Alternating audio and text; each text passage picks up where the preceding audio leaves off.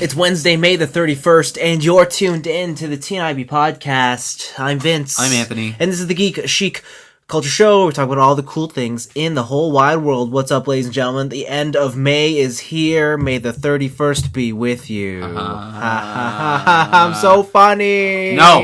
Bad Vince. Spraying you with water. Star Wars jokes are so great, and they've never been done before. And I'm the most original. And everyone's tuned out of this podcast. Yo, guess what? We there was another week, and we're here to talk about it.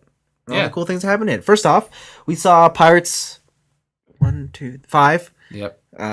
Anthony, sum up your thoughts on Pirates 5 in 10 seconds. Okay, I can do a couple. No. Pirates 5 Yeah. was a popcorn munching romp. Yeah. I can see why people would get tired of this formula over and over again, but Yeah. someone who doesn't even remember Yeah. the third and fourth movie, Yeah. it was a fun thing to watch. It's just a bunch of clever action sequences to do with pirates and ships. I agree. It's just fun. I agree. It was fun, totally harmless. You don't need to watch it. Yeah. I still think 1 to 3. If you watch just 1 to 3, you're set, you're done, and you're good. But 4 and 5. 4 sucks. 4 is awful. I say this as someone who actually really loves Pirates. Okay. So, but 4 is awful. 5 is cool, but this series should have ended at 3.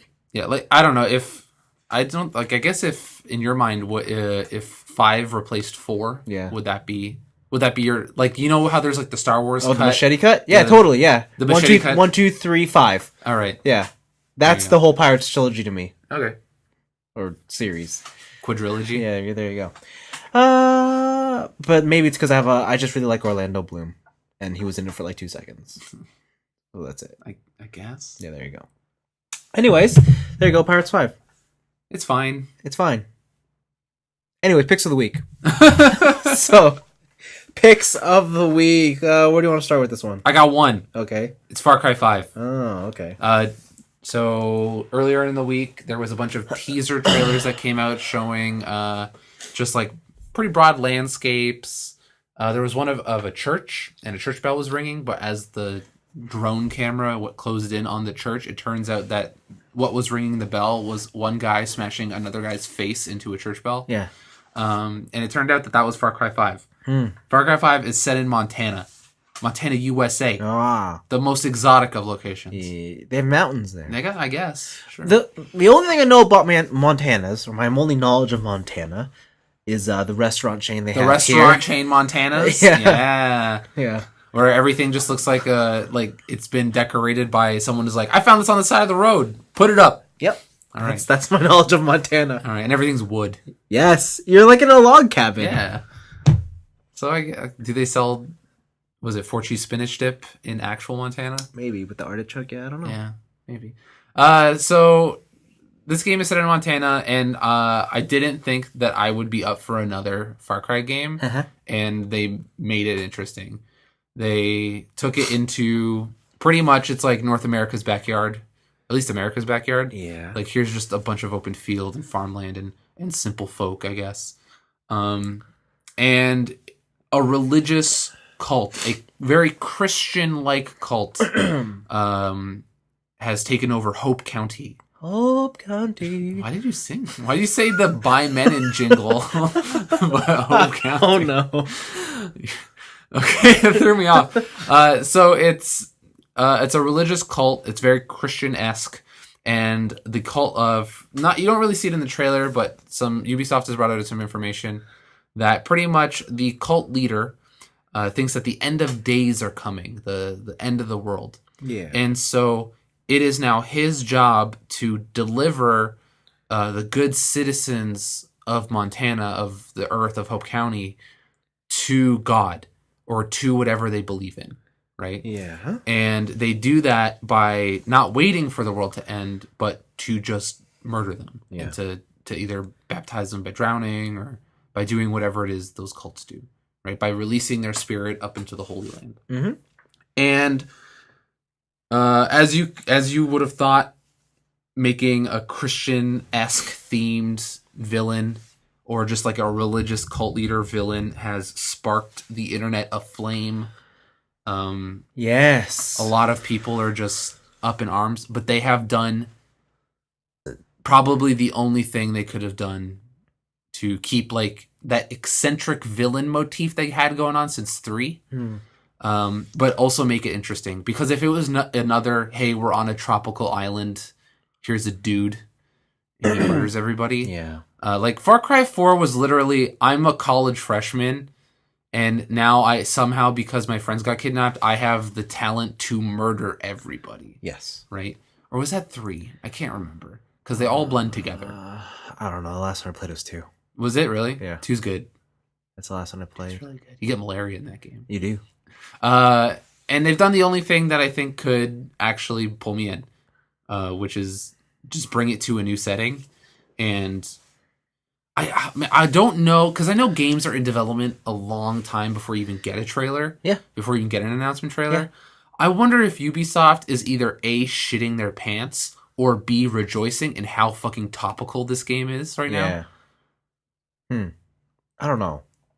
Because they always have that thing at the beginning of like, this is a game made by Yeah. a studio of multicultural people and stuff, right? Yeah, and they're always like, any in relation to real world sources is purely coincidence. Yeah. Or coincidental or something. I wonder if they'll do the Persona 5 thing, when they're like, you have to physically agree by pressing I agree that the stuff is not real. Right? It looks cool. Just from teaser trailers, like it's all made using in-game engine, but there's no ever like just a shot. Here's gameplay, like here's a HUD, here's me shooting a dude. Yeah, right? It's all like cinematically shot.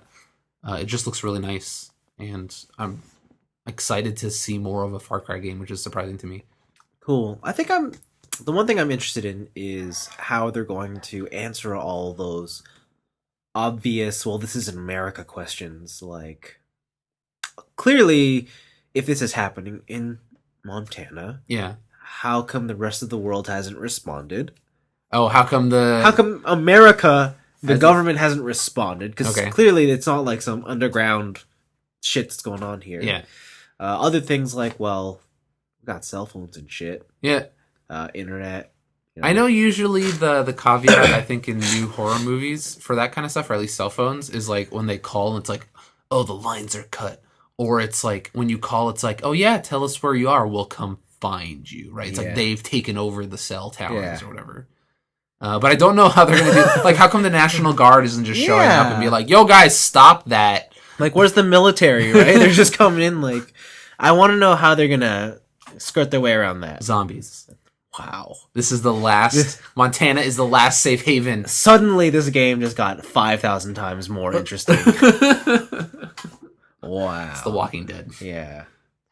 It seems cool. Will you be able to skin humans for wallets? I don't know. Oh man, I hope so. Jeez. Yeah, that's dark. That's how you get the best upgrade. That's a secret wallet. Why upgrade. do you have to make bigger wallets to collect money? No, you gotta scalp them. Oh. Because it's got that hair lining. Yeah. Oh. Or like a really hairy Eastern European. Ugh. Gross. Yeah, I mean, it premise is interesting. I'm curious to see how it turns out. That's for sure. It seems like hunting's still there. What are you gonna hunt? What's in Montana? I don't know. Raccoons. What the fuck? Bobcats. I think bobcats are in Montana. Does Montana have mountains? Don't ask me. Because I feel like every time I see the Montana's logo at the restaurant, it's in front of a mountain. Yeah, I imagine that Montana is like Saskatchewan. Flat? Or it's just fucking flat. Oh, for some reason I thought it was like Colorado, where it's like mountainy. I don't know. But I honestly can't answer that question. That's what you get for being Canadian. Yeah. Sorry. Oh, wow. Wow. But yeah, that's the only pick I did have another pick. Sorry. Yeah. A new movie trailer came out. It's called Baby Driver. Yeah. It is from Edgar Wright. Yeah. For people who don't, or maybe don't recognize that name, Edgar Wright made Hot Fuzz. The trilogy. And was it the Cornetto trilogy? Yeah. Yeah. So he made the Cornetto trilogy. He made Hot Fuzz. He made the End of the World bar thing. And he made Shaun of the Dead. Yes. Not in that order, but he made those movies. Also Ant-Man. Oh, did he make Ant-Man as well? I think so. That was him, right? Yeah. Okay, yeah. So he also did Ant-Man, I guess. But I've considered him to be sort of the bleeding edge when it comes to visual comedy. Yeah. Oh, for sure. Yes. Yeah. And this in this trailer we see I forget what the main actor has played before. Angel. Like that kid, the guy who plays Baby. I don't know. I've seen him somewhere else, but I can't remember what he's a new name to me. I have no idea. So our main character, his name is Baby. He is a driver for House of Cards president. Yes. For Kevin Spacey, yeah, for Kevin Spacey. And Kevin Spacey is this mob boss, and he's like, so this guy, his parents died. He's got a hum in his ear. He always plays music, but that's what makes him the best driver because he's always in tune with the road. And pretty much, it's a very rote story. It's just, I need one last job. That's it. And then I'm out of the game. It's like, you're not out of the game. You're in the game forever. Right? Jamie Foxx is like, you catch feelings. That's the time you catch a bullet in this job, right? Yeah. And then he falls in love with a girl and just wants to run away. Yeah, he wants to elope. Yeah, he wants to elope from the criminal life, right? Mm-hmm. I just want to see what Edgar Wright does to that trope. Because he did stuff to zombie movie tropes. He did stuff to cop movie tropes. Yeah. He did stuff to bar movie tropes or end of the world tropes. This could be like the trailer looks really cool. Like even the way the trailer is put together. Yeah, it's got this very cool vibe. It's really focused on driving. Yeah, it's neat. Which reminds me of like old Fast and the Furious movies. Yeah, I like how he also doesn't have like the most incredible car. Yeah, he's in like a fucking Subaru WRX, right? And he's just like, oh, check out the things I can do with this rally car. Yeah. Yeah, so that's pretty neat. The actor, you know him because he's in all of the Divergent series, but he's also in your favorite movie. What? The Fault in Our Stars. Oh, that movie's garbage! That's where I've seen him! Oh my god! Oh, the movie's so bad. That's your favorite. That's a terrible movie. Anthony's favorite movie.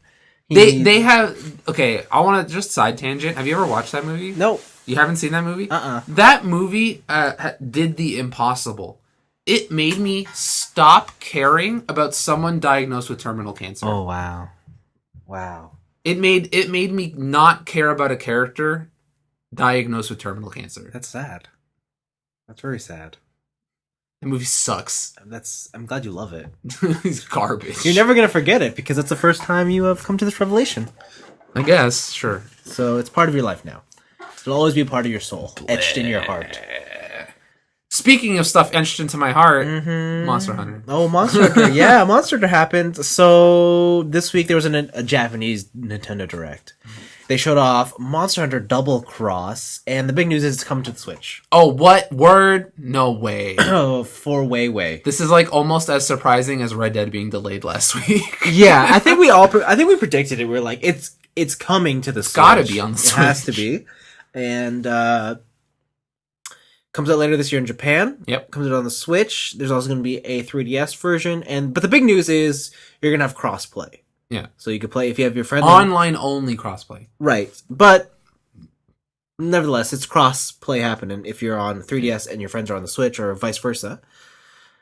That's great. The other great news is you can transfer your save data back and forth between the systems. Why you would want to? Yeah, I don't know why. Because once you go to the Switch, why would you go back? It's not like the Switch you can't play portably. Yeah. So I don't understand. And then they just reconfirmed that yes, like the original version of Double Cross for the 3DS, you can import your data from Single Cross or Generations. So all good signs to me. Can't wait. Makes me happy to own a Switch. So I've been hearing. I'm gonna play devil's advocate here. What do you say to that? This just looks like a up-res 3DS game. They probably should have done more. That's exactly what it is. Yeah, but like, why didn't they take advantage of the Switch power and make a better-looking game? That's a good question because I think it's well, they did this too with 3 Ultimate. Try. So Try looked like for a Wii game. Yeah. Right. They did what the Wii could do. Yeah. But then 3 Ultimate was up-resed 3DS on the Wii U. Yeah. It did have nicer textures. It actually did have some upgrades. Well, I mean, I think the Switch version is going to have nicer textures, and it's going to have it's just gonna look a lot nicer overall. Yeah. Which is kind of all I really want right now. I don't mind it. Like I think we've said it before. They talked about how the next installment of Monster Hunter is going to be 5, and it's how they're going to go back to the drawing board and reshake it up. Okay. So I have no problems with this being what it is, because at the end of the day, this was always just going to be an expansion pack for Generations. So Yeah. I don't think in my mind, I ever expected it to be anything more than that. Yeah. Like, you want the next Monster Hunter to be like... Yes, okay. I want the next Monster Hunter to be like, fuck the 3DS, Switch only, and we're gonna do it. Well, too bad it's a phone game. Oh, shit. You go where the money is. Oh, no. So, gonna keep... Why would I ever buy a Switch version? Because I will have to pay for online eventually. Ah, I see. Interesting. Yeah. Interesting point. Well, that's the way the world works. Get wrecked, kids. Yeah. Pay for your shit. I don't know what to tell you. Like, get used to it. Yeah. That's the world we live in. Subscription fees galore. And the thing is like, the subscription fee for the Switch isn't the worst. Like, it's not $50 a year. You're right, but like then $20. Nintendo has proved their online capabilities aren't exactly... Oh, they're Trash City. aren't even worth Yeah, the paltry $20 a year.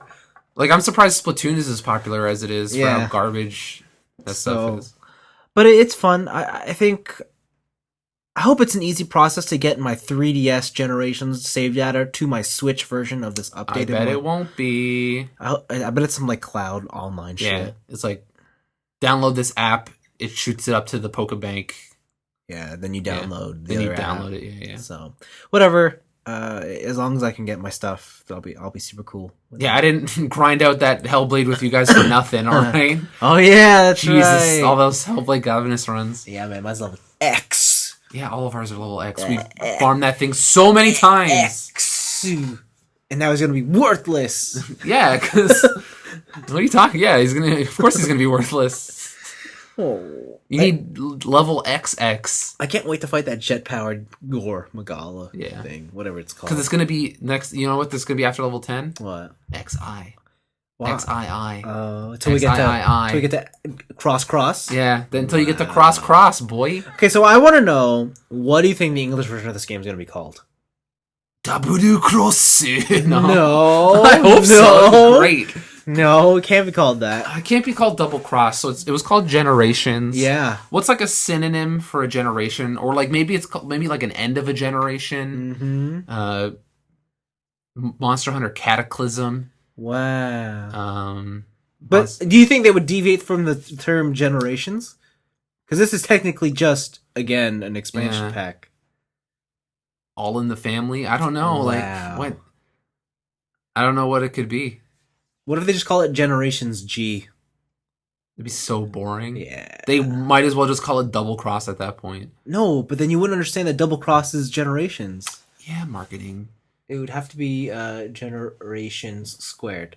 The final generation. That could the work. greatest generation. Generations 2? No, I don't like Generations 2. Electric Boogaloo. Yeah. Generations Reborn? Nope. Generations A New Dawn. That's okay. It's a little Fire Emblem. Yeah. Generations Fest. I don't know. Fuck, man. I can't wait to see what they call it. But yeah, no, that's fun. Monster Hunter. It's returning. The other video game that was shown off in a direct was from Nintendo. All right. This was actually, we've seen this like 1 second of it earlier in the year, and we all knew it as the coolest sort of 16-bit RPG inspiration for the modern day on the Switch. And it's here. It's made by Square. It's by called Tokyo RPG Factory? Yep. It's called Lost Sphere. So is this an RPG? It is an RPG. So it's made by Tokyo RPG Factory. Yeah. But it's also an RPG. Yeah. All right. Wow. Yeah. And it's published by Square Enix. It's for the Switch, PS4, and Steam, and it harkens back to the good old days of the 90s RPGs, only it's got a 3D makeover. Cool. Or vibe. It looks like you would... I guess if you're a fan of those 90s RPGs, this is kind of the game you want. Like, if you're into the Bravely series, this looks like... Yo, the Bravely series is great. Yeah, this looks like it could be even better. It's probably one of the top 10 games last year. Maybe. Said by someone. It was me. Okay, this is good. This is a reoccurring theme? Yeah. All right. But no, it looks great. They haven't really... I mean, they showed a lot of cool art for the scenery. Yeah. They showed some of the battle system. We don't know how it works. So the battle system looks like it's free roam. Yeah. In a certain way. You know, like, what's that game that you love on the PS3 but that nobody bought? Valkyria Chronicles. Yeah, Valkyria Chronicles. Wow. It's cold. Yeah. Whatever, man. You did that to me with God Hand last week. Get out my face. Yeah, but I actually have a good game. Yeah, I do. No. It's not some emo teenager war wannabe game. You're right. It's not. It's about love and justice. Gross. Yeah, it looks like that. It reminds me of that. It seems like when you have your turn, maybe there's like an active time battle meter that you have a limited time to run around and like position yourself and do a move. Yeah. Because the moves they used didn't seem to use any grids, right? They were shooting on diagonals. They did a spin slash that damaged in a perfect circle. Yeah. So yeah. It looked pretty cool. It does. My favorite thing about this is, and I love it when they do this in RPGs, and I wish they did it all the time, it's when your party follows you when you're walking around the map. Oh, that's fun. I always love that. I always love that. It always gets me. So the one thing this trailer did, though, is that it made me feel guilty because I haven't played I Am Setsuna yet. Oh, well, to be fair, I Am Setsuna is not technically made by one of the big Japanese homeboys. It's made by Tokyo RPG Factory. Is it? I think so. I thought it was made by like a... Is it? I thought that was Tokyo RPG Factory. Oh, that was their okay. first game. Whatever. I'll play that eventually. When it's on sale. I don't want to pay $40 for it. True. However, speaking of price, this game is probably going to be around that price range. Because it's digital only. What? Except, Anthony, if you want a physical copy. I do. You must purchase from the Square Enix store. Fuck! I hate ordering from that store. Their store sucks so bad. Oh, they trolled you hard. Oh, God damn it! Oh, it's coming early 2018. You got plenty of time to save. I'm cocking a gun.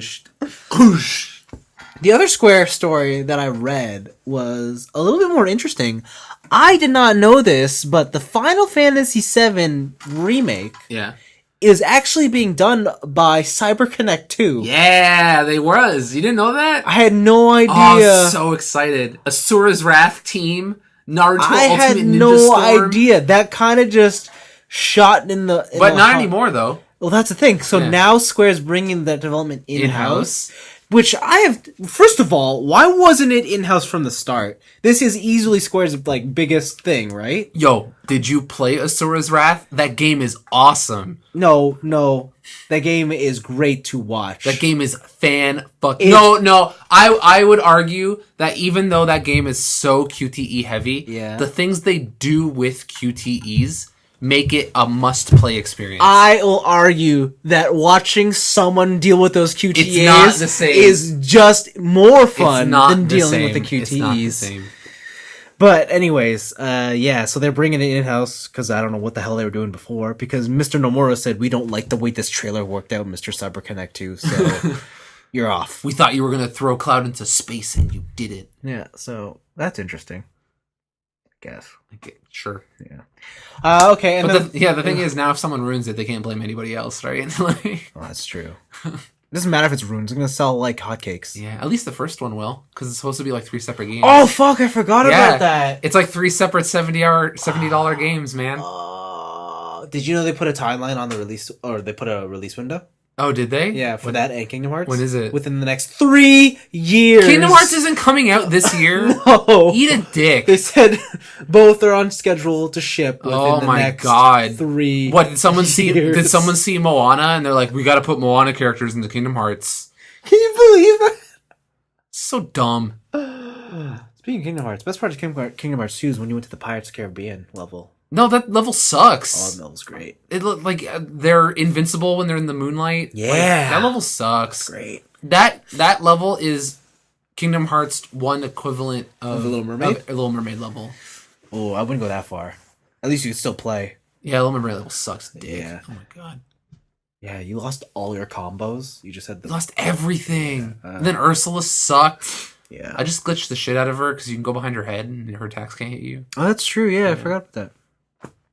All right. And the last video game related thing is actually a television show related thing. Netflix is doing a Castlevania anime. Oh, A Japanese anime? Yeah. Like one of my Japanese animes? No, one of your Japanese animations, yes. Wow. Japanime is what they're doing. Gross.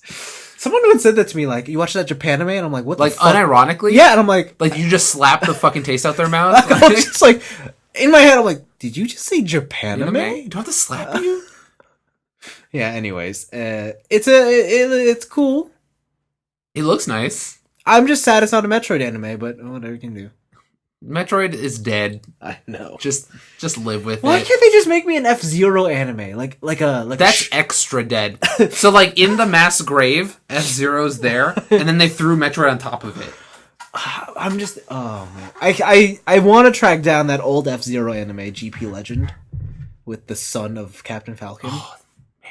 I heard about that. I want to watch it. I can't find it. Really? Yeah. I bet. I was trying to find Mazinger versus Devilman. Yeah. Like this 1970s. Oh, good luck. Yeah, I couldn't find it anywhere. Yeah. The only one I found was like only half the movie, and it was Japanese translated into Chinese, which was then translated into English, and all the subs were superimposed on top of each other. Wow. Wow. So yeah, there's that happening. Okay, and before we move on, I gotta talk about this. Quick addendum. Yeah, or this story I read. So cosplay is pretty wicked. Cosplay's dope. Like, it's either super dope or it's like it's super wicked, but in like a bad way. Yeah, but do you know what makes cosplay better? Animation? Props? Oh, props do make things better, yes. You know what the best kind of prop is? A weapon. A live prop. A live prop? What? Yeah. So if I told you there's this... Now, This story is not the story I thought it was. Who do you think... What nationality do you think is the best at cosplay? I guess Japan. Okay, that's it's a fine answer. But who do you think... Which nationality do you think would take it to the most extreme? The most extreme? For their cosplay. America. You think so? China. What if I told you... Indonesia? The Russians. Okay. Is it Sniper Wolf and she's hanging out with a bunch of wolves? You're so close. Oh, dang. It's Lara Croft Tomb Raider with a fucking grizzly. Oh my god. That's dedication. Those Russians. Holy crap. She is like petting this bear. But making it look like the bear is eating her. But, yes. the bear's just nuzzling her armpit. Yeah. That's awesome. It's still a real live bear, though. I thought you were going to talk about the story at Fanime where a bunch of people who cosplayed like characters with weapons had their props taken away. So they replaced it with pieces of cardboard that was like "gun goes here." Or really? Or like a Diva cosplayer had a cardboard sign that said "pew pew." Oh wow, that's cool. Speaking of which, yeah, there was a ton of anime conventions this past weekend. Yeah, Anime North happened. I didn't go. I think Anime. Expo? I know. Yeah, there's one in San Francisco that happened. There's one. Fanime? Yeah, like it was all the big ones basically. Yeah. And I saw a lot of cool things from a lot of cool cosplays. My friend came back from Anime North, and he's like, "Anthony, I'm broke." I'm like, "Why?" He's like, "I spent $2,000 on what? On figurines, on manga, wow, and a couple video games. Wow." He bought Berserk complete, all the American released volumes sealed. Oh, wow. What was he? Did he just see it? He was like, "That's never gonna say that again." Yeah, he's like, "I'm never seeing that again." And he just took it. I was like, "You're a nut bar." Good for him. Yeah, right. Wow, that's crazy. I guess if you got that cash money, yeah, go for it. Well, yes. But speaking of weekends and stuff, let's talk about what happened with our weeks the past little bit. Yeah. Let's see. I watched more Sensei. Okay. I still don't know what that show's about, but there's this one scene. Okay. Slight spoilers. There's a couple, like a lesbian couple, and they're having sex. All right, sounds good already. There's this, just like one of my Japanese animes. There's a Spanish actor, and he's gay, and he's having sex with his boyfriend. Also, like my Japanese animes. And there's a Russian girl. Oh, sorry, a Russian dude who's having like mind sex with some Indian chick. Okay. And there's everyone's banging in this show. And there's an American dude who's just working out, like he's just pumping iron. Okay. All right. all these people share minds. So it's just like an orgy where they're there with each other. They're in each other's heads, but they're also in their heads. So the American working out guy pulled an Arnold Schwarzenegger, like, every time I bump, I am coming. Like, so the way that they open the frame up at the scene is like he's benching, and then the really good looking Spanish gay man comes up to his face and Spider-Man kisses him as he's benching. What the fuck? Man, it's the way they filmed this orgy scene was like insane. I was like, whoa, weird. This is crazy. That sounds cool. Yeah, it's a cool scene to watch. All right. Yeah. I'll find a YouTube clip. It was pretty cool. So that was I finished the season of Brooklyn Nine-Nine. Which is the 4th or 5th? Fourth. So 4th is on Netflix now. Yeah. I am halfway through it. Yeah, it went up on Netflix the day the finale went out. Yeah. So I watched the last 4 episodes I need to do, and I gotta say I was kind of bummed out by the finale. Oh, really? Okay. If it ends the same way season 3 ends. Really? In those sort of circumstances. And then you're just going to wait till the next season goes for like the first 4 episodes before it returns to status quo. Okay. I wish it had more of like I guess something a bit more impactful, like something that would change the department, but it ends the same way season 3 ends. So something, I was watching an episode in this season 4 where it blew my mind, one of their jokes. Like, it didn't make me laugh. It just, like, made me have, like, a what the hell moment, which is Captain Holt is talking about acronyms, right? And he's like, BRB, I'm going to the BRB with the BRB, right? He keeps saying BRB. And he's like, what does BRB mean? And then Jake is like, hey, it means be right back. Yeah. And then Holt goes, why wouldn't I just say be right back? It's the same amount of syllables. Yeah. And in my head, I'm like, oh crap, it is the same amount of syllables. Like, I had an existential crisis. I was like, it's not short form at all to say it. Just say be right back. Well, okay, I'll save you your agony and just tell you that BRB formed from messaging clients. Oh, it 100% did. I know where it came from, right? But when I think about it, in my head, it's just strictly a short form because the internet client version has surpassed the internet and has come into real life. That's true. And people say BRB. Yeah, that always blows in mind. And when people also say LOL. That, I don't get that. But they go lulls. Instead of just laughing. I don't get it. That I don't get. But, like, actually saying BRB, like, I'm sure I'm guilty of it. I think I've said it a couple times. You're, like, trying to, like... I don't know. You're in your memory Rolodex. Yeah, like, I don't know. Maybe I said it ironically at one point. Maybe. But yeah, that just blew my mind. I was like, oh man, it is the same amount of syllables. Yeah. I don't know. What did you feel about the jokes in this season? Do you think they were quality? Or? I think we're past the show's prime years. Okay. Or the golden years, we'll say. I still think season 2 was probably the highest point for me. Yeah, those first 3 seasons are insane. Like, I've never laughed out loud at a show. I think, so like, it's gotten to the point where it's like the expectations are so high now that they can't surpass it anymore. They did the first date mistake. Yeah. They set the quality real high, and then and now you're kind of just waiting and hoping for it to be better, but I never feel like it gets there. Lately, and at least halfway through this season, I started to notice that their jokes are relying really heavily on, like, liberal views of things. Just a lot of, I don't want to, it's not pushing any agendas. It's not doing anything like that. No. But it's jokes at the expense of, I want to say, just, like, not being neutral. Like, you can tell that this show is made by people who have, like, a liberal Oh, totally. mindset. I feel like Hollywood in general are liberal. Yeah, but I never really got that in the past seasons, right? It always felt like these are characters within their own world. Yeah. This is the first season where I could feel the Hollywood dripping out of the writing. I feel like that we're going to be seeing that for a little bit now. There was a couple ones where was it Jake was following a girl because she thought she was a suspect. Yeah. Right?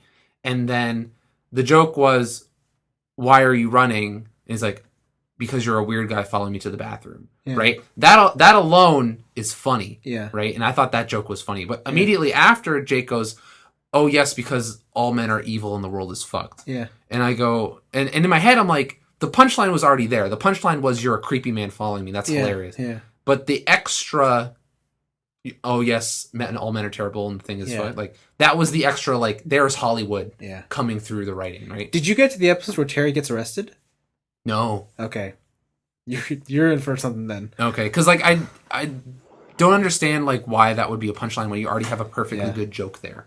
There's an episode where Terry gets arrested. It's not even a joke. It's straight up what you're saying right now. Oh really? Yeah, it's straight up that. It's not. It's not even. It's not for funny. It's not. It's not a joke. They just took a whole episode and made a commentary. Yeah. Okay. And it's just like, oh, okay. Yeah. So yeah, Brooklyn Nine-Nine still fun to watch though. Like it was a fun season, but we are at those points where it's like, okay. Can the show rebound? Yeah, like it's either going to end in season 5 or they're going to do the community thing and like try and keep going until it fizzles out. Or do you think the show's popular? Is the show popular enough on TV to where it could maybe go like ad infinity, like a sitcom? No, I'm not saying like a Simpsons or a Family Guy, but somewhere close. You're thinking like eight seasons? Like 8 seasons, 10 seasons. Like, and then it'll just be here's mediocre jokes from season 5 on. No, because I feel like a lot of the jokes in Brooklyn Nine-Nine is just like that little bit above what mainstream audiences like. Like, there's a lot of jokes they tell. Like, I think the joy of Brooklyn Nine-Nine are like the ones that you really have to think about. Like when they tell a joke and you have to sit there and you're like, what the hell just happened? And then you process it and you're like, oh my god! And yeah, because if you think about all the shows that have gone on, they're very surface level, right? Like you watch, I guess the current would be Big Bang Theory, right? Okay, it's all surface level stuff. There's never anything that's implied or causes you to really. I think I've watched 3 episodes of that show. Yeah, and from what I can gather, there is one line that is called Bazinga. Yeah. And then that's a punchline, apparently? Yep. Okay. Yeah. That is it. All right. There you go. But yeah, anyways, I was talking about Community because I also did rifle through that for the past couple of weeks. Wait, you like rewatching it? Yeah, it was on Netflix, and I was like, I want to watch this all again. Okay. Because I remember watching shotgunning the first 3 seasons and loving it, and then I watched it weekly from season 4 onwards. Okay. But I want to know if my opinion would change if I watched it all in one go, and I did. That show should have ended at season 4. It makes no sense why they went, like, the whole idea of community college being 4 years. Yeah. And that's their story. That's where it should have ended. And at the end of season 4, they do make a hard ending. Yeah. But then season 5 starts, and they're like, we're all gonna just take 2 more years of school here. They're gonna get their masters? To get our double degrees. And I'm just like, why? Why would you do that? Why? So is the machete edit of Community just 4 seasons? But like, here's the thing. So you know how we were talking about Brooklyn Nine-Nine? Can they bounce back? Yeah. So they do. Oh, okay. Season 5 might have some of the best episodes of the series, but it's completely pointless. Like, it's almost like, but why? Oh. You know? That's disappointing. Because it's like, really disappointing. It's like, Pierce is gone, Shirley's gone, Troy leaves halfway through. They replace, so half the cast is replaced. He's got a music career to play. play. Half the cast is replaced, and it's like, you're putting all your best work in here, but it's just too late. But nobody's here. Yeah, like it's too late, and it just breaks my heart. That sucks. Yeah. It sucks too, because even though I said it should only be 4 seasons, the 4th season is by far the worst season. So, yeah. But, yeah, so that's what I did. And then I played a little bit Persona 4 or 5. I'm sorry, what? 5. I think I'm about at the part where you're supposed to send a card of the first guy. Yeah. Oh my gosh! Yeah. That's it? Yeah. Dude, I beat that game already. Let's go. Hurry up. So I did that, and then I'm like, I'm still tutorial land, but battles are fun now that I'm really into it. So that was the thing I didn't realize took an extra day. Yeah. So what happened was, you know how like in the old games, you pretty much, you save, you get out of the dungeon, you heal, then you go for the boss fight. Yeah. So I did that. Yeah. And I wasted a day because I got to the thing, they're like, go send we're going to go to the treasure room, right? Yeah. I'm like, that's the end. I'm not going to fight the boss now. I'm low on SP. So I backed out of the dungeon. Yeah. Did a whole day, went back into the dungeon, only for that one day to only be we sent a calling card. Let's wait till tomorrow. And I'm like, no, I wasted a whole day. Yeah. So I think I'm at that point. Yeah, because I heard a lot of people talk about that, and I'm like, I'll just go straight for it because I know I have to wait a day to fight him. But I also tried to just do the whole dungeon in one go. Like that's the optimal way to do it. Yeah. The game's very nice with like if you can manage your SP. So that's the problem. Like my characters are now at like 3, and 0 SP. Okay. And I know I still have like a room or two to go through. So I would recommend. Do you want like a strategy tip? Oh no! Like I just know that next time I need to stock up on SP items. Not even that. There is one item you can get from a confidant. Oh, okay. You want to know? What is it? Okay, so Takemi, the doctor, she sells you illicit drugs and shit. Yeah. Level up your confidant rank with her as fast as possible because you will get one rank where it gives you a discount, which is 50% off every item in the store. Yeah. There is an accessory you can buy from her that is just automatic Invigorate 3. After... like, it'll unlock in the store as you progress through the story. No, what does it invigorate? What do you mean? Invigorate is every single turn you heal 8% of your SP. Oh, okay. And then when you have the 50% discount, it only costs 50,000 yen instead of 100,000. And you can put on all your characters? So you buy 4. Damn. And then you don't have SP problems, and after that point, you're one-daying dungeons for the rest of the game. Yeah. That's what I figured I would try to do, so... okay. I'll try and focus on that. I'll try. Also, she's the best. Just romancer. She's the best girl. So. You know I won't. She's the best girl. No, I've looked at all the pictures in the art book. I know which girl I want. Gross. It's like a catalog, man. You don't need to know them. You just pick the one you like. You're like, ooh, you look nice. Yeah. But that's mostly it. Like, I didn't really do too many things. A lot of my time's been spent outside, so... Gross. Yeah. Why? I don't know. Okay. Yeah, I had a picnic. Why? It was fun. In nature? Yeah, with alcohol. It was fun. Ew. Yeah. I guess the alcohol's fun. I think so. The last time I had a picnic was a couple of years ago, and we did it in a park. Yeah. And I've never had this before until this day, and I've never had it after this day either. Yeah. I had such an allergic reaction to the pollen that was going on in the park that my eyes were shutting by themselves. That's disgusting. Then we had to leave. My day was not happy. Oh, gross. I also went mini putting at Adventure Village. Ooh, that sounds fun. Yeah, there's some of those holes are tough. Yeah, it's mini putt, dude. Oh my god! And then I forgot that like down by Adventure Village is the beach. Mm-hmm. It's like all swampy there sometimes. You don't swim there. No, there's tons of bugs. Yeah. Oh, gross. That's why you don't go outside. Yeah. Stay in and play games. Yeah. So my week, I played some games. I'm sure you did. Do you think I played hot new games or I played old hot games? What's the definition of old? Last gen. Yes. All right. I played old mediocre games. Oh shit. So I started with Syndicate. Oh yeah. This week I started playing Syndicate. Sindicato. And I have heard nothing but good things through podcasts, through internet forums, through other things about this game. So first off, this game is a first-person shooter. Okay. Right? You are Miles Kilo. That's his name? That's his name. Miles Kilo. Miles like the distance. Wow. Kilo like the distance. Oh no! Wow. And you are pretty much a corporate hitman, right? In the far-flung future of 2050 something, corporations pretty much rule.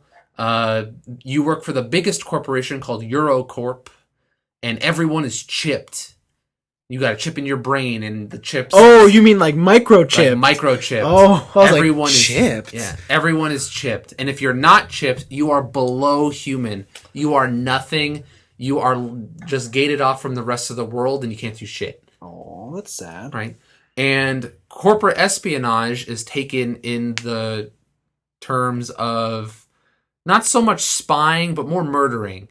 A lot of murdering and stealing in corporate espionage now. Yeah. So it's all about like stealing people's chips and getting their upgrades, taking it back to your lab, doing stuff, right? And you are almost a cyborg. You have a chip in your brain that lets you hack things on the fly, hack things mid gunfight. You can hack other people's chips and make them commit suicide.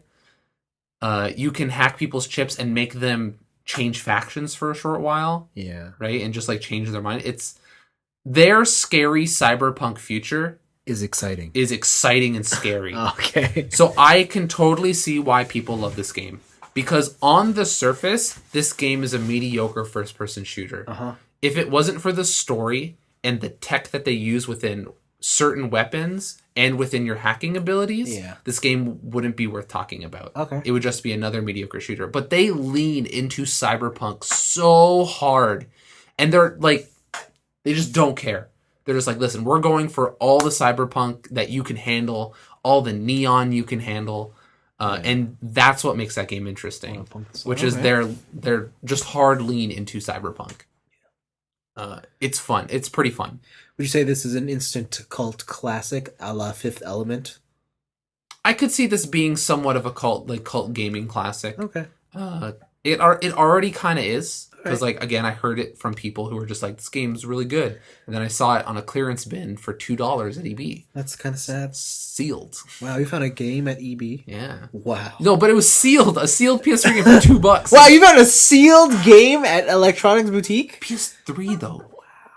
Wow. It didn't have, like, the caveat wasn't, like, you had to buy a pop first? No, it was just there. They just wanted to get rid of stock. So, yeah, I played it, beat it. It's fun. It's pretty fun. All right. They have, like, boss fights, like old school style boss fights, like with a health bar and stuff. Whoa. So that's pretty cool, and you got to use your hacking powers in different ways to defeat them and to hack different environment stuff. You know what? I like health bars on boss fights. Do you? I love them. Okay, yeah, they're pretty fun. I hate playing like Call of Duty. It's like, shoot this thing forever. Oh, true. Yeah. Yeah, like, oh, there's a tank here. Unload your rocket grenade. Yeah, and it's like, well, what does that do? Nothing. I mean, I guess it's more immersive because in real life there's no health bars, but fuck this, it's a video game. This is a video game. So the campaign's very short. I think I beat it in around 10 hours, 9 hours. Yeah. There is a whole co-op element to it. Like, think of like Destiny Strikes. Okay. So you're going around hacking things, stealing hard drives, getting points. Yeah. But the thing is, this game's like 5 years old now. So I actually found one person online already, but they were maxed out. So the only games I could find were the hardest versions of every map because that guy was maxed out to nuts, and I was just starting. Did he carry you? Oh no, I just quit because dude, I'd get shot by like 2 bullets and. But like, what if he like that was his life goal? Like that was his. Oh, the one person's like, I'm gonna speed run this guy through it, right? Or like, that's what he's chosen to do with himself. Like he's committed himself to the syndicate cause. I guess. And like he's there for new, like. He wanted to introduce people to Syndicate? Yeah, all like right. He's Lawrence Fishburne and you're Neo, and he's giving you the pill. Oh, man. All right, I guess. Go log on if he's on again. If he's on again, then I know. Yeah, then you know. All right. So yeah, the co-op seemed fun. I could totally see getting 4 people together and like strategizing out like this kind of raid-esque horde thing. Yeah. It seems pretty cool. But yeah, overall, I actually kind of enjoyed Syndicate. There are certain gameplay things that really make it feel like a 5-year-old first-person shooter. Yeah. Like enemies are kind of bullet sponges. Yeah. And then like the enemies that are supposed to be bullet sponges are extra bullet sponges. Yeah. But it's fun. Just like the different types of weapons they have. They have one weapon where you lock on and the bullets wanted themselves to the target. Damn. So like, say you're behind cover, I'll lock onto you, but then aim up in the air, and then the bullets will curve down and hit you and stuff. So that's pretty fun.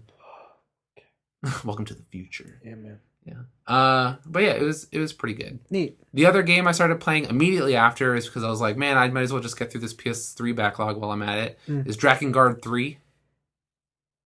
I was under the impression you were playing this on the PS4, but yes, I don't think there is a PS4 version. Yeah, but I just remembered that if you log on the PS3, it shows you online. Yeah. Okay. So, Drakengard 3, so the Drakengard series started on the PS2, Yep. and it was like a Muso game. Yep. The thing is, I think it's a Yoko Taro game, which is the guy who created Nier.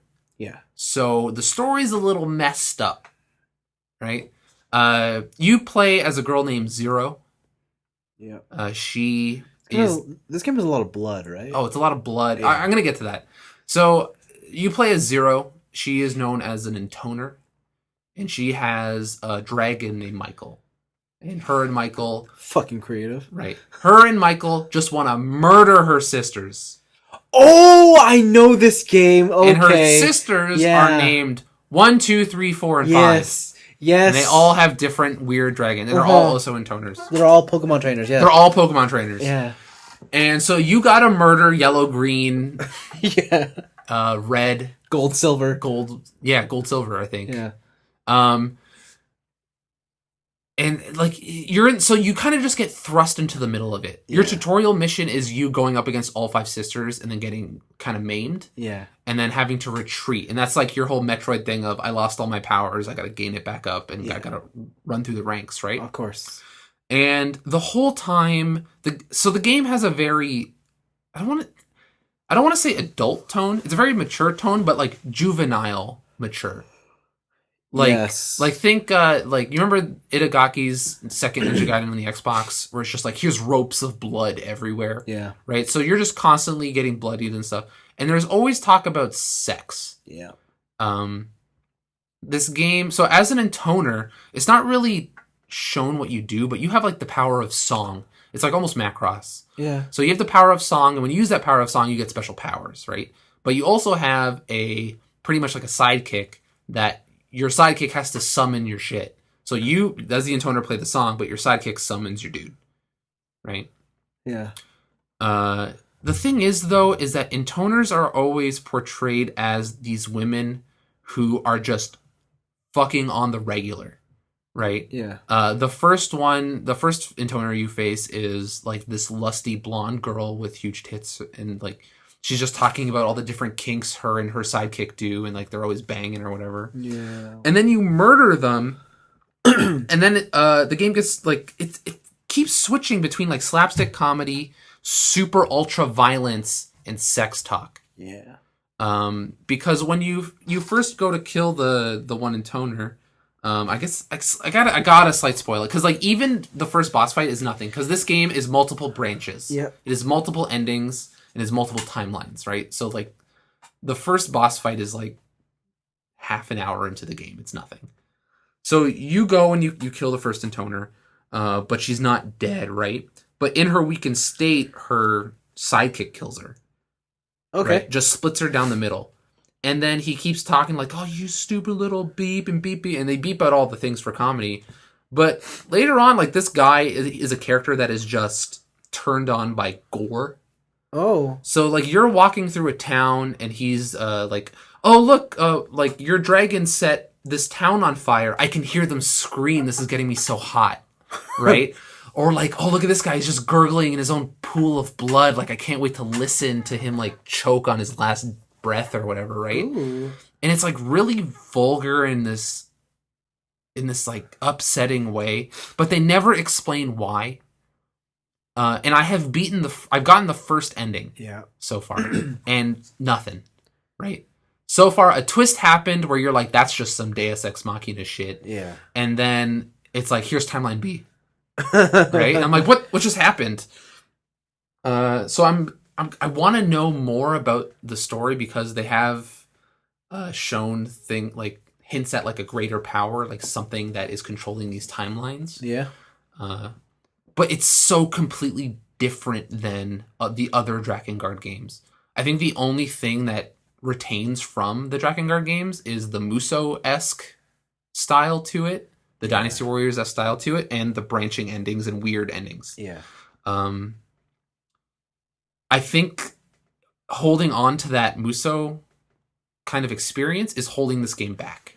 Because they're trying to go for this kind of deep gameplay system where you have 4 different weapons, and then every time you level up a weapon, you get longer combo chains, and then different enemies are weak against different items, or certain weapons are more effective against certain situations, right? Yeah.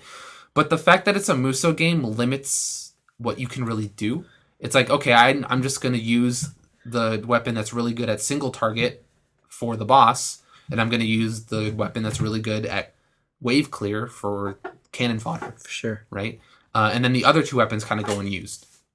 Oh, okay. Right? And then also because they have it's not, or because it's an army coming at you, you can't really design your gameplay system around like kind of like Devil May Cry-esque, right? Because it just doesn't work that way.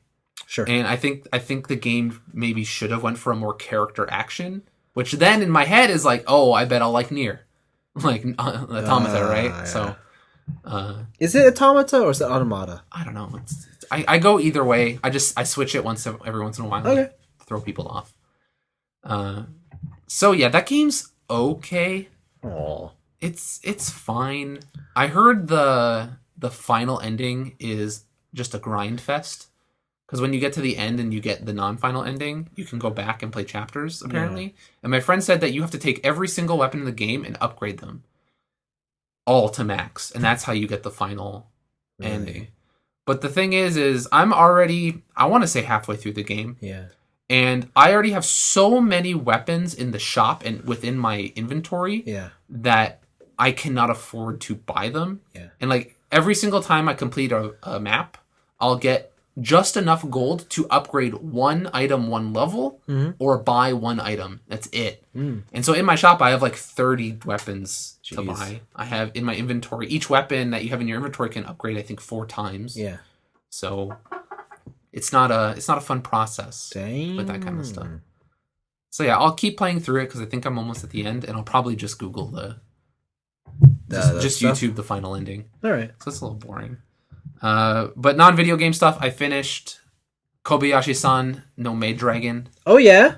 And? The anime's fun. I can see why people like it. Can you see why everyone hated the last episode? Wait, everyone hated the last episode? Yeah. Because it kind of just, oh, fuck, we're at the ending. Here's an ending.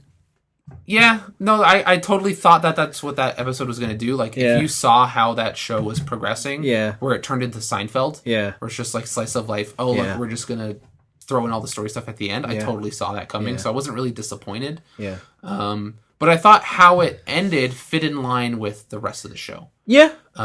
Which is like the whole show is about friendships and family and what family means, or like just not being alone, that kind of stuff, like finding companionship in whatever form it may take.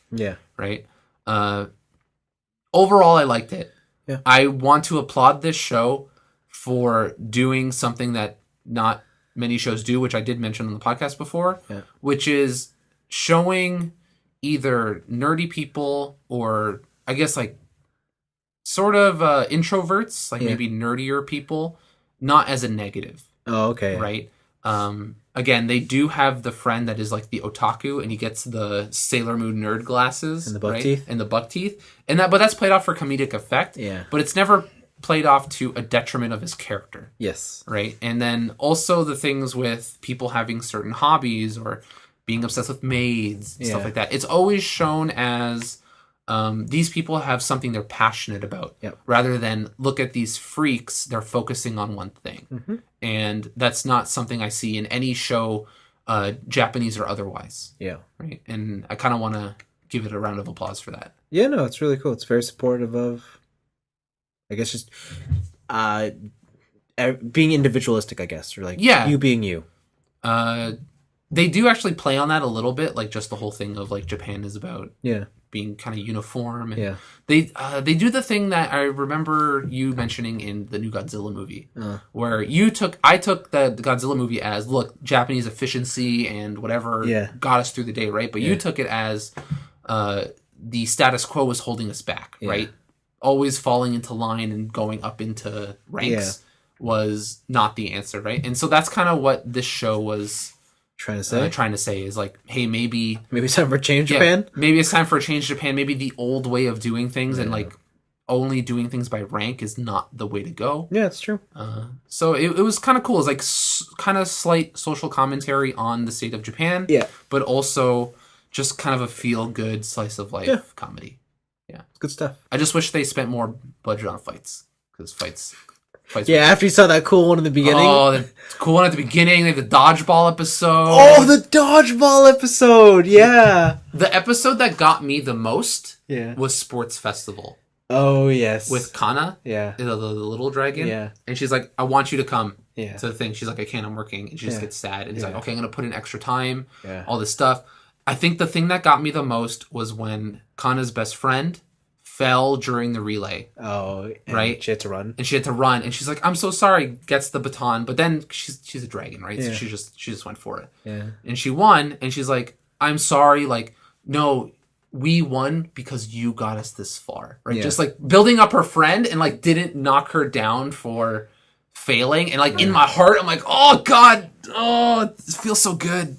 Diabetes, how sweet that was. Oh yeah. Right. It really got to me. Yeah, I cried at the part when the kid was like, scavenger hunt, find one of the world's... Oh, find world class? Yeah. Oh man, I had to pause the episode. I was laughing so hard. He brings That is the best joke in the whole show. He brings Quetzalcoatl over, and the guy just understands immediately. He's like, "Yep, you found it." Like, so good.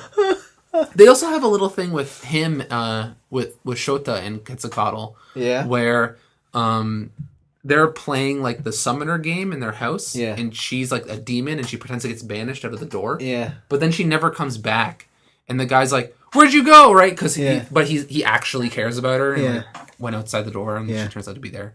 But that was a cute little thing. Yep. That's what that show does best. It's like cute little intricacies of friendships and relationships. That's what that really does. Mm-hmm. It was a good show. Sure was. I really like it. And then the last thing I watched, which I don't know if you want to have full spoiler talk about it, maybe at the end of the show, like after Kamen Rider. But I finished 13 Reasons. I feel like if we're gonna do it, we should just do it now. Just full spoilers even before Kamen Rider? Yeah.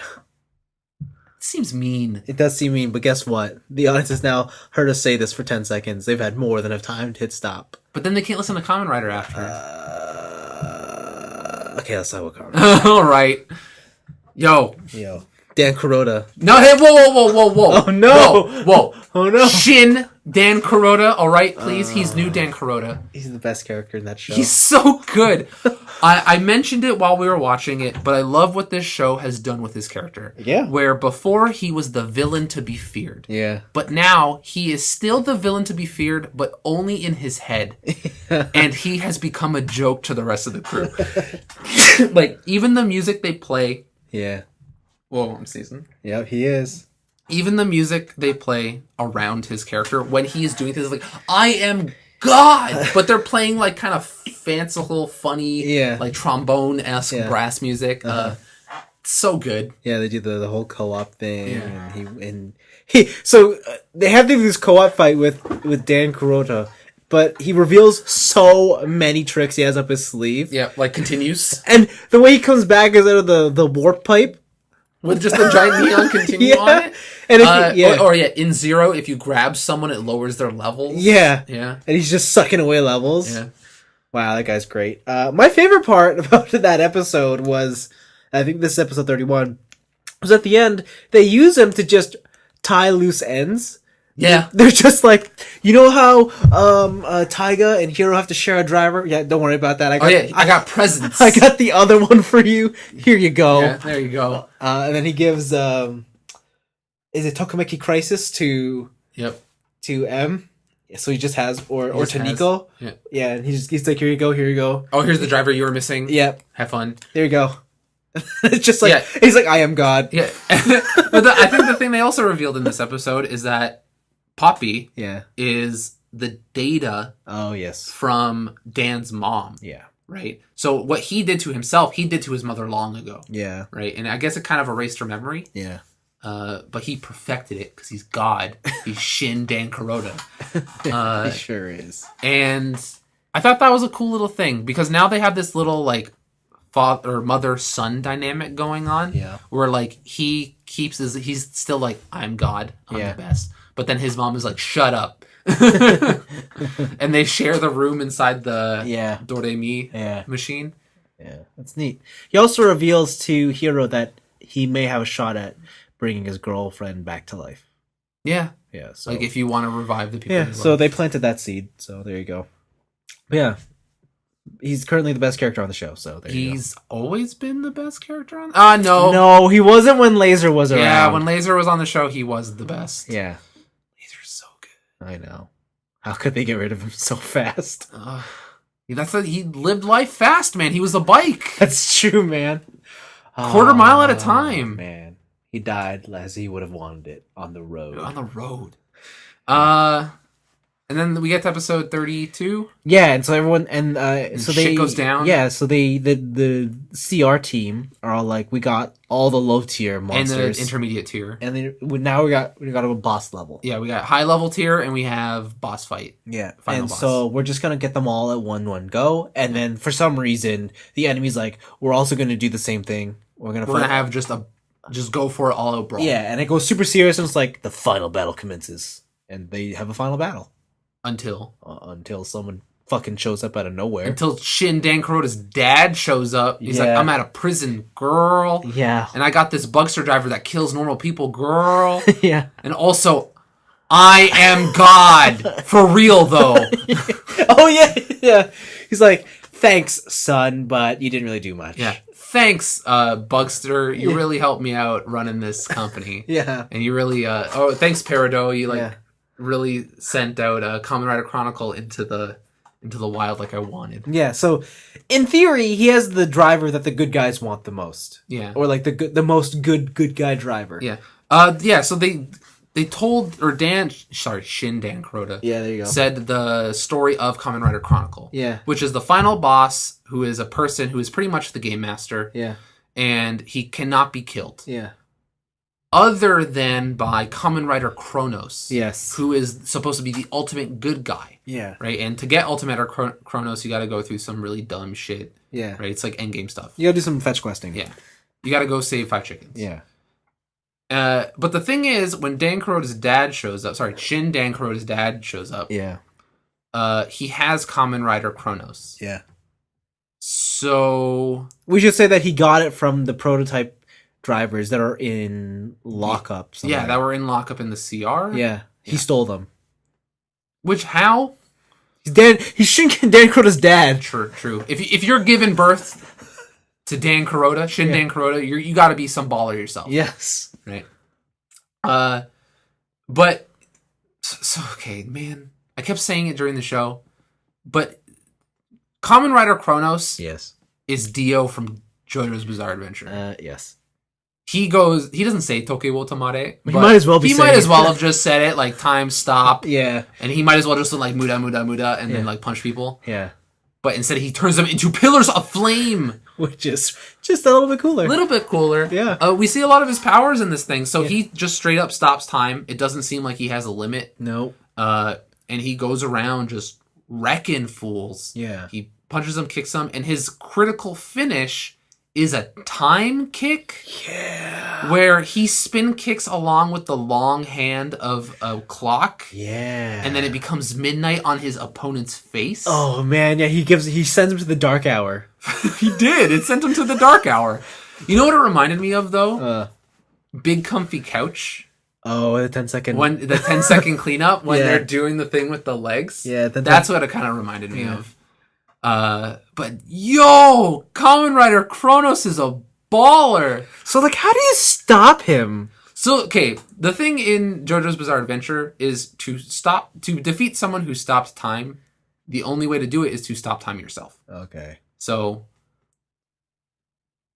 you think exit or the other way was to forward time so fast that stopping time couldn't do anything. Wow.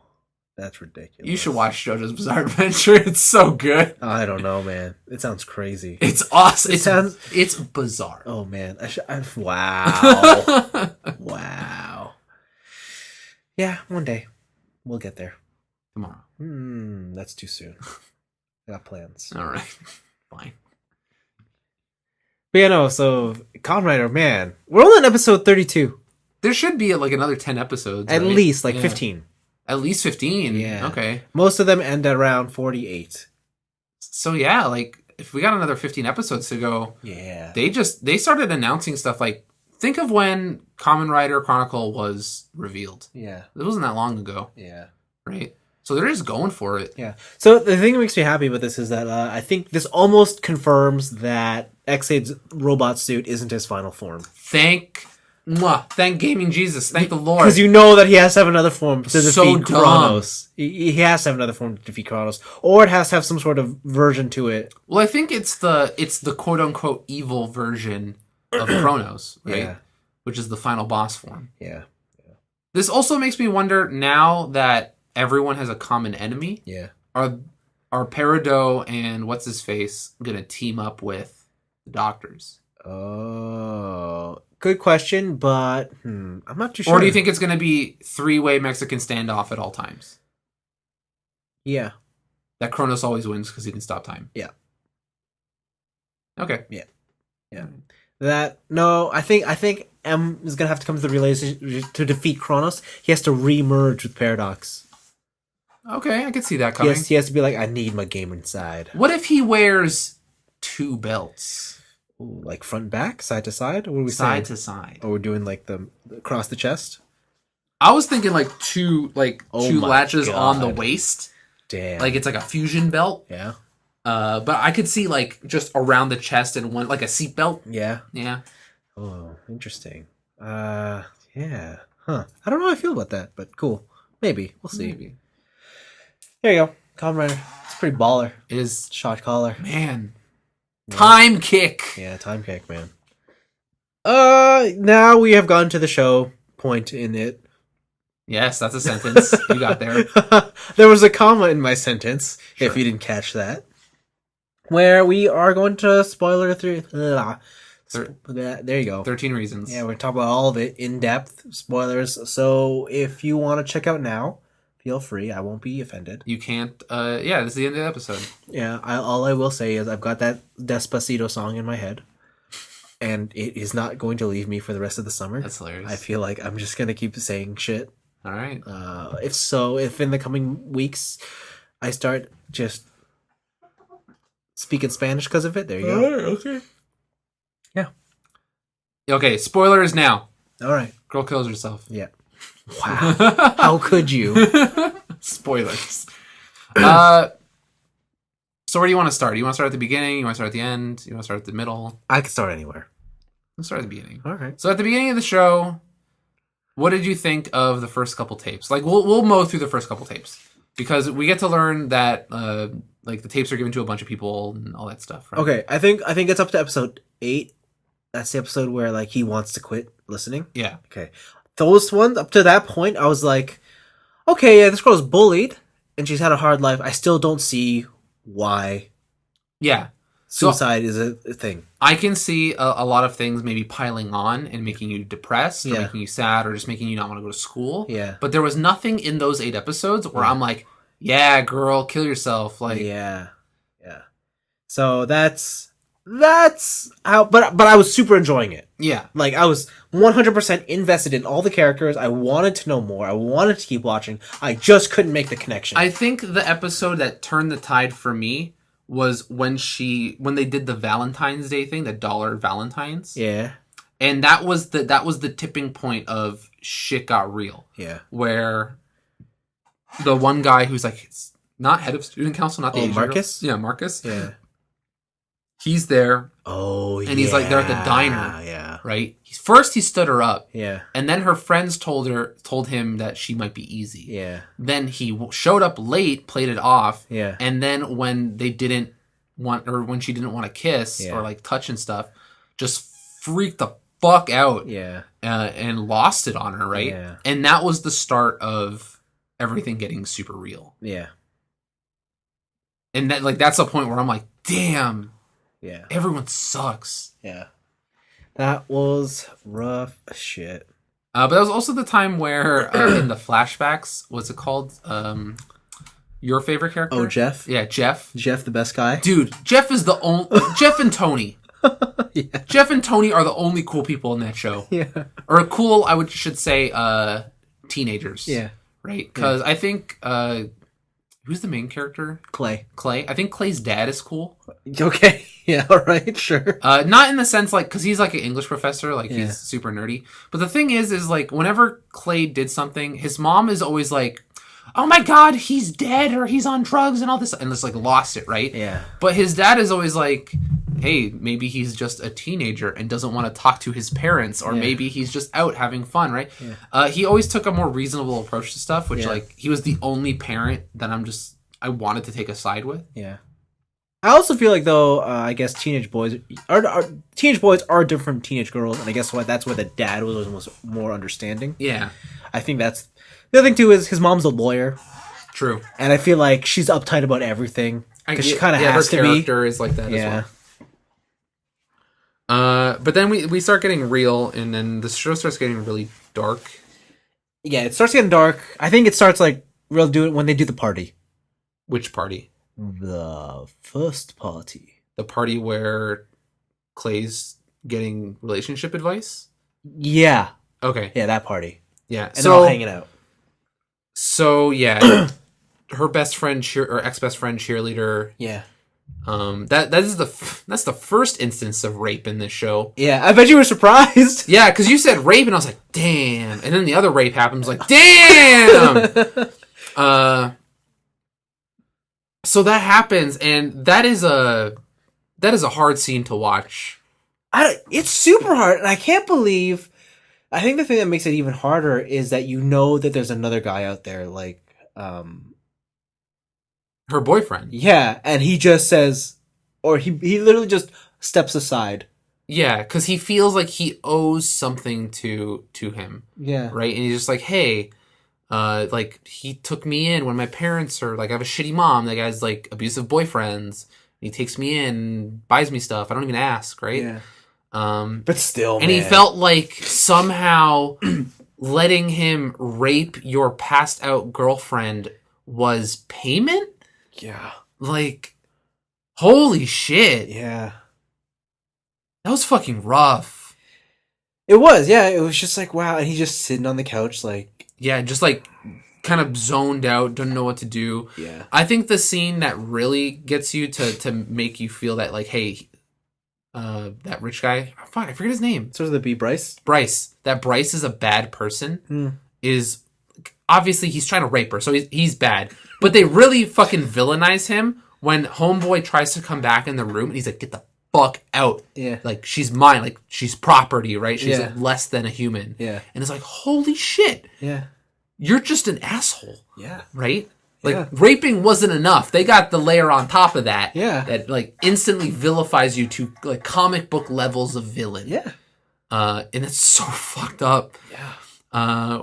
We get a lot of talk through everyone, like, because they all had to talk with Clay, because Clay went through everybody's tapes, right? Where now they're all just teaming up, because they're like, if they release the tapes, like, we're fucked. Yeah. Right? And so they start doing shit to Clay. They start doing shit. Yeah. Oh, yeah, they get him expelled. They plant drugs on him. Yeah. What else do they do? The fight outside of the school. Yeah. With Blonde Boy and Montgomery. And Montgomery. Just like when Montgomery just beats the shit out of him. Like, near death experience, right? And then they do nothing about it. Yeah. They're just like, oh, you're suspended for a while. And then... I couldn't believe that. They're like, well, it wasn't on school grounds, so we have no authority here. But we'll call up the student body betterment and then crew. And then the blonde guy's like, nah, my fault. Get me expelled. Yeah. And they're like, no. And they're like, no, not your fault. But he's like, no, I instigated it. He did instigate it. He's right. Yeah, he's like, I escalated. My fault. And then they're like, no, you're okay. You're fine. Do as we say. Yeah. Right? That is where... so I've talked to certain adults about this show. Yeah. And a lot of the problems... Or the main problem I hear about it with adults is... Well, I guess I'm an adult too, but whatever. Like parents. Let's say guardians. Yeah, guardians. Is that they make guardians out to be useless. Yes. In this show. Yeah. Like they're always looking after their own back. They don't care about anybody else. And they're usually, or if they're not looking after themselves, they're aloof to situations. Yeah. Right. Even going into, just parents, right? Yeah. Like they're just, oh yeah, go out, have fun, right? Yeah. Like do whatever, but they don't ever talk to their kid about why are you depressed or why you look so sad or, and they only talk about it after the fact when it's too late. Yeah. Right. Yep. And the thing that really got me was every single time a kid who was involved in the tapes, their parents are always like, "You're a good kid. You could never do something like that." Yeah. Right. And it's, as someone who works in childcare, that is a stance that a lot of parents take. Yeah, they just believe that they have the angel. That they have the angel. Like, Yeah. I don't, like, the thing is like, we don't want to get your kids in trouble, but we have to tell you when certain things happen, right? Yeah. But then you get the backlash of, my kid is a saint. Yeah. Was born into this world without sin, right? Like, can do no wrong, hear no evil, see no evil type of thing, right? And that just like resonated with me for some reason, where I'm like, wow, they like perfectly captured that each parent thinks that their son or daughter is perfect, right? And that's where I think the show is. That's why I think the show is very respectful of this topic. Yeah. So if I get a little bit personal, like, I am someone who has been bullied, extensively in high school, right? By me. Not by you. We did not go to the same high school. That'd be so weird. That'd be like some Stockholm Syndrome shit. Oh man, it would be, right? Maybe he likes me now. We do a podcast together. But like the stuff they portray, like, I never had something as serious as like rape and stuff like that. Yeah. Man. But like, as someone who's been beaten up, like attempted stabbed, like how they handle those situations is very true to life. And as very unfair Guardians may think the show portrays them, that is how the bullying person feels. Yeah. Because you being bullied isn't necessarily like, I can go tell on someone, right? It's just like, I am dealing with a situation and I feel hopeless. Someone has put you in a situation where you don't even attempt to help yourself, because within the situation, you feel that even if you did try, it would only make things worse. Right. So you might as well just stick with the status quo and deal. Yeah. Right. And I think that show captures it kind of perfectly. Yeah. That feeling of being bullied, of feeling helpless, of having no other options. Yeah. Right. It's pretty great. Not like great. It's like, yeah, man, this is fantastic. But it's accurate the way they portrayed it, and I'm glad it's that accurate because it feels that devastating, right? When you watch this show and you feel like, man, I feel bad for these people. That is how those people feel. Yeah. Right. Yeah. No. But getting back to the actual show, more so than the meta narrative. A lot of rape. Yeah, so the first party is the rape, and it's where is her name? Not Shirley. Is her name Shirley? Sherry. There we go. Sherry. She hits the sign and she's like, "No, I don't want to call the cops." Yeah, the other cheerleader, which leads to Jeff's death. Fucking Sherry. I know. God, and then they think Jeff was driving drunk. Yeah, and I'm like, no, he's the coolest. Yeah, he's like his character was slandered in his death because he didn't report a stop sign. Are you an idiot? Yeah. And it's like, but Jeff would never. Jeff would never do that. Jeff's a bro, man. Yeah. Jeff would never do that. Yeah. So that's a bummer. And yeah, from there on, the show turns into everyone against Bryce. Yeah. Right. Because the crew starts realizing that, hey, what we did sucks. Yeah. But Bryce is a monster. Yeah, and they start to realize, why are we protecting him? Yeah. Yeah. And then we get to the final party. Yeah. Which is probably the cause. Or it's not the cause. Like, I think it's the cause, but they don't say it is because something else happens afterwards. Oh, it's totally the cause. It's the cause. Yeah. Where Bryce rapes, I can't remember her name. Oh, the girl who committed suicide? Yeah, I don't know her name either. Yeah. So, like, she rapes the main, kind of the pseudo main character of the story. Yeah. At a party, right? Yeah. And it was just like, she wasn't even... Hannah. Yeah, Hannah just rapes Hannah. Yeah. Like, wasn't even drunk. It wasn't a situation where she could take it. He forced himself on her. Yeah. And just went for it. Yeah. Right? And she's even like, I gotta go. Like, this hot tub was a nice buy. And she's like, no, you're staying and I'm gonna rape you. Yeah. That scene is also hard to watch. Yeah, very hard to watch. It's very hard to watch. There's a point where it's like she resists, and then it's just like... Fucking Christ, that scene. Okay, so I had to look away from the screen, because there is a thing, there is this, like, I don't know how this actress did it. Yeah. Without, like, maybe breaking down herself. Yeah. But there, like, the progression of rape is horrifying. Yeah. Because it's, I'm going to fight you. Yeah. Okay, this person's stronger than me. What can I do? Yeah. I'm going to keep struggling. Yeah. I'm being raped. Yeah. Struggle, less struggle, give into it. Yeah, it's almost like acceptance, and then she's just dead. And she's just dead inside. Yeah. And holy crap, that girl deserves like an Oscar or something. Yeah, it's so because sad. I have never seen someone's mind break in a show. Like she had to take herself somewhere else to not live with the fact that she's being raped right now. Yeah. Right? It was horrifying. It was tough to watch. I was like, man, nope. It's scary. Yeah. And that is the beginning of the end for Hannah. Yeah. That is the tipping point that, like I said, this show was what I thought it was. Yeah. Which is, here's a camel. Yeah. And they're putting a bunch of straw on it. Yeah. But then after they put all the straw on it, they drop a 10-ton weight on the camel and it dies. Yeah. Right?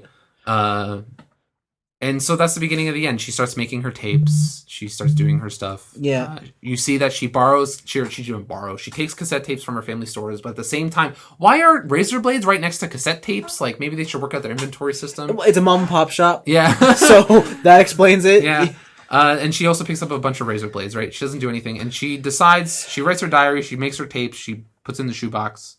She has her contingency plan with Tony. Yeah. But she decides to take it one more day. Yeah. Right? And she goes to the counselor. And this is the part in the show where I have an issue with the writing. Okay. Because Hannah is smart. Yeah. All right? Hannah is not a stupid character. Yeah. She is always portrayed as a strong individual, very independent, to, I guess, certain detriments. But she's not dumb. And she knows the school, if you want to report something, it has to be within an official capacity. Yes. When she goes to that guidance counselor, she says nothing useful. Yeah, I don't know why she's talking like around the situation so much. Yeah, she has just experienced the worst pain of her life. Yeah. And she decides to beat around a bush. Yeah. And she doesn't even get it. She's like, there's a situation where she says, I feel that life is meaningless, right?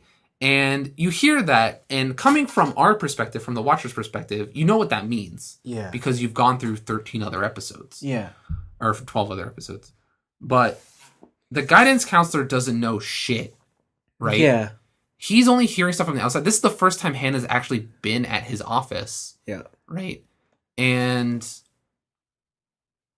he can't really act unless you say, hey, you have to tell him. Something happened officially. Yeah. I will give it to you in writing. I'll do whatever. Yeah, and he can't pry either. That is where I felt the show was looking for the Guardians to be scapegoats. Yeah. Whereas the other ones were believable. Yeah. So that was kind of crappy. Yeah, like that was the one that was just like I don't quite understand that's reasoning, like, but at this point this show her situation had proved far more detrimental at this point that I looked past and was like, nah, you're committing suicide. Yeah, like you're done. You were never saved. Yeah, and then we get to the scene. Yeah. And wow, like that was tough to watch too. I had to pause it. Like that scene made me cry. Oh man, like I had to pause. Like I'm talking about it now and I'm crying. Yeah. That scene, I don't know, for me hit me real hard. Oh, like man. That. So when you said like people who have had bad high school experiences not to watch the show, like that broke me. Yeah. And I had to take a break. Like I had to. I can imagine. Yeah. Like if you, even if you could like, just let's say having experienced half of the difficulties that Hannah went through, I could totally understand like this, like the show like opening up and then showing you like what would have happened if you yourself went down the worst path and like and like I don't know. Let's get real personal now. Like I almost went down that path. Yeah. Right. And I didn't because I'm on a podcast now. My dreams were fulfilled. My dreams were fulfilled. Oh, I'm so glad I didn't do it. But no, there's a real, like, again, like, how they portrayed rape, how they portrayed bullying, how they portrayed... Again, with suicide, there is a moment where you think you're going to do it, and you kind of just sit there and think about it, right? Yeah. And they do that with Hannah, and she's there, but the different timeline is, this is the darkest timeline, and she goes through with it. Yeah, wow. And when she goes, like... So this is another thing I heard with the Guardian audience. Yeah. Where they say they sort of glorify suicide. And they say that they make suicide look painless. No. They do not. They 100% do not. No. It is the hardest thing I've probably had to watch in recent memory. Yeah, man. Like that and the rape scene, just number one. Like, holy shit. And like, it's somewhat comical. Oh, how much blood comes out? Because she's going down the road and it's just like, holy crap, like, do you have no bones? Like, you're just liquid inside. Yeah. But I could see, because you're in major arteries, major veins and stuff. Like, and the thing is though, the scene, she commits to it, right? It's not just like, one, I've made a mistake. It's 1, 2, other arm, 1, 2. Yeah, when she went for the other arm, like, how are you even doing that? Right? She in her mind, it's over. Like, she's done with this plane of existence. Yeah. Like, holy crap.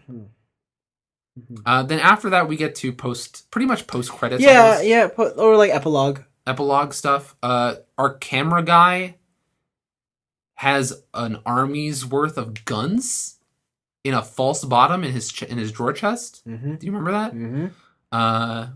Bryce is still on the loose. Blonde kid's missing. Blonde kid shot himself in the fucking head. Oh, that's right. Yeah. Yeah, he just, like, off screen apparently just blew his brains out. Right. And he's in a coma. I think that's what they said. Oh, yeah, kid. Yeah, with a gunshot wound to the face. Gunshot wound to the face. Yeah. He's in a coma. What's her name? I already forgot. The boyfriend and girlfriend. Boyfriend and girl. Oh, Jessica and the other guy. Not Max. It's I know who you're talking about. Yeah, so Jessica and them are kind of up in the air too, because he can't go back to his home anymore. Yeah. Because his mom got, like, a super abusive, like, drug boyfriend. Yeah. Can't go to Bryce's. Can't go to Bryce's because Bryce is the monster. Yeah. Jessica told her dad what happened. Yeah. There's a lot of storyline threads where... Yeah. Like, nothing is resolved. Nothing's resolved. Yeah. Actual nothing. Yeah. You saw the story. Yeah. And nothing. I don't know. Clay got a girlfriend. He did? Yeah, the coffee shop lady. Oh, yeah. Well, I thought they were just like, let's... yeah, I guess maybe. I thought they were dating. I guess. I was surprised that Tony turned out to be gay. What? You didn't know from the beginning? I didn't know from the beginning. I knew as soon as the other boy showed up. And I was like, you're too pretty. You're gay together. You mean you didn't realize it when they're like, when he was, because he dated that blonde dude, the poet, in the flashbacks. Oh, did he? Yeah. I didn't see that as a dating. No? Oh, I didn't. I thought they were just friends. Or they knew each other. Oh, okay. Right, because I guess I missed that part. Because, yeah, the part where I realized he was gay was when the current boyfriend showed up. Yeah. And then I was like, oh, you guys are gay.